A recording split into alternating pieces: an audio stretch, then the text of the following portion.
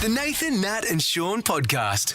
Time to catch up with An author. Cousin Rove and author. He's got a new book out called The Book That Grown-Ups Get Wrong. And it's true because Nathan couldn't understand what was happening. Rove McManus, hello. Hi, Rove. Hey, Rove.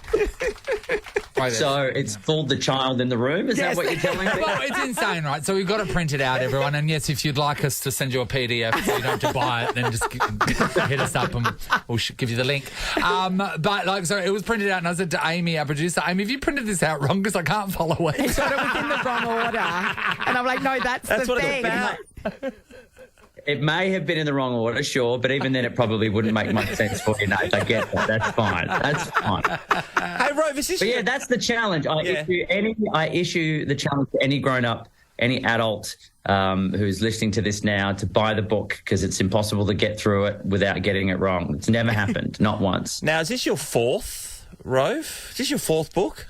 I think it's number 5. This is number 5. Oh, wow. Prolific author. How many books have you written, Shaun? How many books are you contributing to the McManus family? I know, but he played more games. Never mind that. How many has he read? That's the other big question.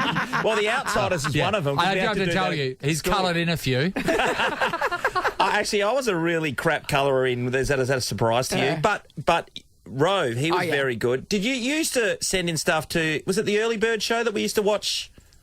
Yeah, I won a television from whatever it was the one that Flapper the Elephant used to be on. Yeah.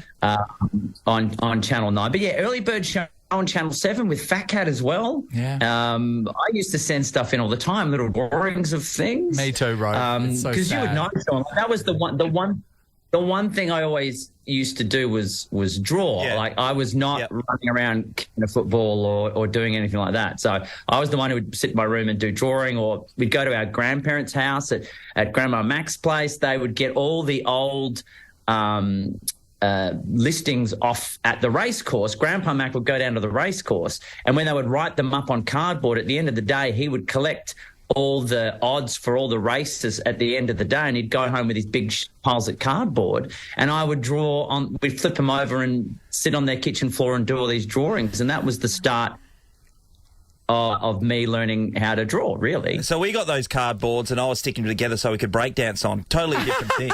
Yeah. Did you two connect much as when you're growing up? Yeah.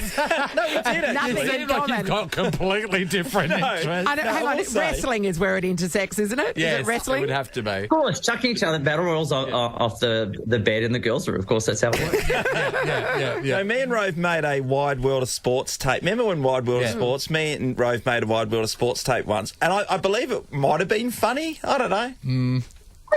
I thought it was good. It was our take on the 12th Man, and I thought we did a pretty good job of it. I don't know where... Man, I wish some of that stuff was still around. I don't know. It may well be in a box. I'm not one to chuck stuff out, so it may well be in a box somewhere. If I come across it, oh, my gosh, that's like comedy gold. Yeah, Hey, Rove, I was a colourer too. I used to go in a lot of competitions, and I'd send my colouring into GWN Saturday Club, which is a sadder version of what you'd send yours into.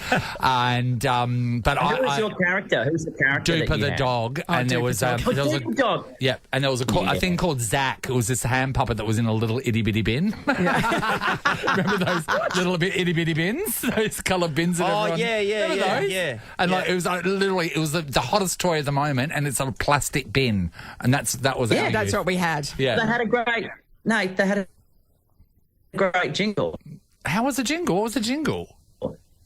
We're little idiot, we're all here to stay. That was it. Well, you glitched for a bit there, and it sounded like a club track. Like a ring. That actually sounded... you sounded like a Dalek for half of that. It was bloody good, That's right? a dream come true. I'll take that. I wrote, but I love colouring in so much. One Christmas, my Christmas present, and it was the best present I'd ever gotten, was a Crayola caddy. Oh, okay. Did you have a Crayola caddy with all the colour? Like it came with a silver crayon. It was very amazing. It was, that was like a tower, wasn't it? Like a tower of crayons. Yes. How No, I magical. never got that. Ruby, your daughter's helped you write books in the past, Rove. Oh, you've outsourced Have it, you? Rove. Did she get a look in on this Where's one? her byline? She did. She did get a look in on this one. Also, she's very nosy. So when I'm working on something, she'll always be looking over my shoulder, wondering what I'm doing. And because she's aware that I do write books, she'll always be wanting to know if that's what I'm writing and can she help. And to be honest, in this one, because the premise of the book is that the person who is reading it to the child is intentionally, because of the way the book is written, they keep getting things wrong. So it starts out with a picture of a frog. What is this? That's right. It's a hot dog riding a skateboard. So it starts off getting pretty weird pretty early. Yeah. So then as the book progresses, I'm going, well, I need to get weirder and more obscure and random. So I just thought, well, there's a child in the room. So I turned to her and said, what's the weirdest thing you can think of? And she said, I don't know, maybe a unicorn with a horn that's partly out of eyebrows. And I went, geez, that's pretty good. That's pretty good. It made the cut.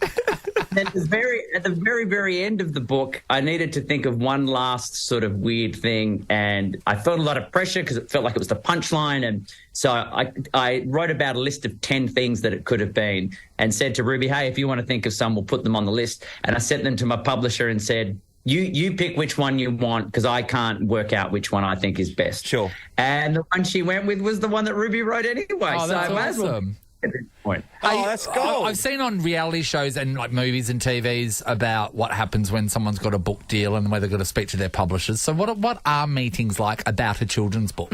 And how many people are in the room?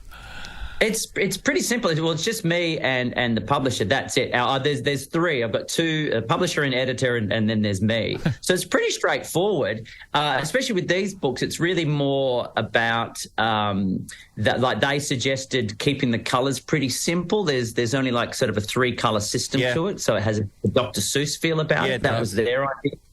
And there was another element I had where the frog that's the on the cover that ends up in the first couple of pages was running through the book a bit more, and they were saying, look, just take that out, don't do as much, and we'll make the fonts do all the work. Right. So it's big, bold letters to make the person reading it have to talk in a ridiculous way. So that was their idea as well, and anything else is really just me, from the idea to the execution of it. So, yeah, they're really good to work with in that regard, and I look forward to having those same meetings when it's Ruby's book. Yeah, exactly. What's amazing about that, because you see book publishers, please, can I draw a picture, please? Yeah. You see book publishers, okay, and someone that does like really like full-on novels, like that publisher will have to take home many different scripts and read them and read the entire book. Yeah. Whereas if you're a children's book publisher, you'll be able to read 50 books in one night, wouldn't you? You can get through the pile pretty quickly. Yeah, this isn't like, the next Game of Thrones book or something. No. It's not the next Booker Prize winner. Are they your drawings in it, Rove? Is it you drew the frog? Like it's you? Yeah. So you drew that. Any old celebrity can write a kid's book. But I'm the only one who's out there doing all the illustrations as well. Yeah. So, Zoe Foster-Blake didn't draw her farts, did she? No. No, she did But not. she did rub her bum on every book, though. That is very true, yes. It's a limited edition sent on each individual. Hey, Rove, I asked you before, you're in Sydney at the moment. And one thing that people in relationships don't like to go through too often is two things, probably either building a house together and or renovating. And you seem to do this with Tasma all the time, and I'm talking about renovating. How are you still married? It's a very good question. Well, look, the way we get through it is I'm just the bloke who's like, I don't know, because we have a game we play where when we go, if we're staying somewhere else, like you rented Airbnb or something, and we're sitting in there, it's like, how long until she says, geez, you know what I would do with this if it was my So I'd take this wall down and I'd open the kitchen there, and that's just how her mind works. I don't do that. So even when we're renovating, she'll say, what do you think of this? Where, either tap A or tap B or doorknob A or doorknob B. And I go, I reckon B. And she go, oh, really? I was thinking A. And I go, yeah, A. I was tricking you. So, I just walk through just going, oh, this is going to be really nice. Is this where we're going to live? Oh, I'm very lucky. But when you finish, do you then sell it? I don't have it in my head, and it acts like a surprise. Do you ever get to enjoy the finished product, or do you move on to the next project? We're hoping that this time round we will get to enjoy it. Yes, that's the plan. The last one we didn't, it was a bloody nightmare. Yeah. You know, I have had a friend who said this, the two things they hate people talking about are renovations if you don't have a house and babies if you don't have one. So I'm very for all your listeners at this point. Well, I want to touch on something before we let you go.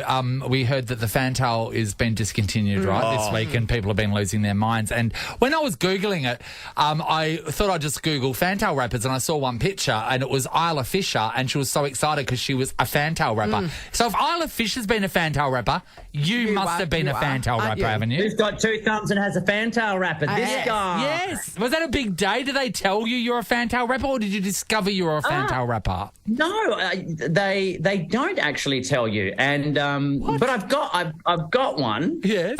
Is it Frank? And it's stuck in a scrapbook. Yeah. And I actually had one made up when I'd started out on Channel 31. A friend of mine made one up as a joke thing. I got very excited and then realised, wait a minute. But they went to the effort of printing it off and put it in an actual packet of Fantails and wrapped it up. And they were like, everyone read theirs. And I read mine. I was like, what, how? And then went, wait a minute. No, this is not legitimate. And it's printed on just A4 reflex paper. The sad part is I've read my Fantail and got it wrong. Like I started. Who's John Henry Michael McManus? That can't be a real name. You need to get that enlarged. That is, what a great art piece, your own Fantail rapper. Now that you can't get them anymore. And I cannot believe that they don't give you the heads up that you're going to be a Fantail rapper. That blows my mind. Part of the surprise, isn't it? It's like I don't know. Yeah, but so that's what do I need to do next is somehow get on to I've been a question on Millionaire Hot Seat. Oh, yeah. Maybe if I can get on the a question on the chase, that'll do. Yeah, on the chase. All the circle will be complete. Yeah, that's right. Rove's book is called The Book That Grown-Ups Get Wrong by Rove McManus, also Ruby McManus, but she doesn't get a mention on the all the money. It's pretty rude. We're going to be telling her she's got to put her hand out for some of the royalties on that one. Yeah, buy a copy, send it to school, and we can renovate our next house. Love your work, Rove. Thanks, mate. See you, buddy. Bye, Thanks, everyone. This is the Nathan, Nat and Shaun podcast. Now, if we're not here next week, we have won the $100 million Powerball. God, it's on tonight, Nathan. It's not that we had pre-planned holidays. No, we'll work the rest. We'll work the end of the week and then we'll move on. No, you're speaking for yourself. Honestly, win 100. God, yeah, you're right, because you can't let people know that you've won 100 straight away. So you have to. So we give it a couple of weeks. You know what? Because people will find out once you're living coastal and you're getting your helicopter. People will know something's different. So what do? Do you have to try and actively hide all your many assets? You have to pretend that a relative's died. So you have to kill off somebody that could conceivably be rich and say, I inherited it. Look, one glance at my family tree, you know that's not real. There ain't no money in there. It doesn't matter how hard you shake that tree. Hey, the other thing is, yesterday when I went and got my lotto, I was thinking, okay, so it's a very important lotto tonight, $100 million. Yes, how much then do you have to adjust your investment? I didn't last night, so I got $23.95, whatever. Oh, do you? Oh, no. So do you go harder and do you jump? Okay, where do you sit? I spend the 30-something bucks, the 36 or whatever. I get the 30, I think it's 30 game, so I'll get that. I'll always get a power pick. I'll always get a power pick because I can tell you right now, and this isn't guaranteed, everyone, but it is for me. Every time I've gotten a power pick, I've got my money back. So it's just sort of like a free fun ticket. It's the power pick that includes. Yeah, you're guaranteed of getting the Powerball. Yeah. So it's just the other numbers you've got to get. Yeah. And it's not that expensive, is it? The power pick. Yeah. No. So they said so this year eight Division 1 winners have won so far, taking home a total of $154 million in prize money. 5 of these winners chose to select the numbers of their winning ticket themselves, while 4 of them used the power pick entries to guarantee them the all-important Powerball number. So what was the most frequently drawn numbers, 17, 7, 9, 2 and 28. The least frequently are 31, 33, 34. Oh, that's a bad run, isn't it? Are they due? 15 and 6. You know what it is? You just want to make when you've got that much money, you can do what Chris Hemsworth did. Did you see him last week? So last week he was out with Matt Damon in Santa Monica, right? Yep. And he was wearing one of his favourite watches, which is a Audemars Piguet Royal Oak double balance wheel open work black ceramic watch. Just off the top of your head. $492,415. So say half Does a mil. it do anything other than tell the time? Yeah. Does Sean? it tell the time better than a Swatch watch? He's got a Rolex as well, which is $180,000. He's got another Audemars watch, which is $145,000. He's got another watch, which is $72,000. That's his cheap watch. The $72,000 watch. Just your runabout watch. Tell you what, the G-Shock is being held together on my Your wrist. G-Shock with your lucky band. We've had a lot of fun with this G-Shock, though. Imagine having that much money that you could conceive. See, I would never. Even if I would won never $100 either. million, I would never do But that. we don't know who we're going to turn into. I wouldn't. I know who I I'm don't gonna care turn about into. watches. Yeah, I know. Like it's not a... Yeah. I'm an absolute arse. They just...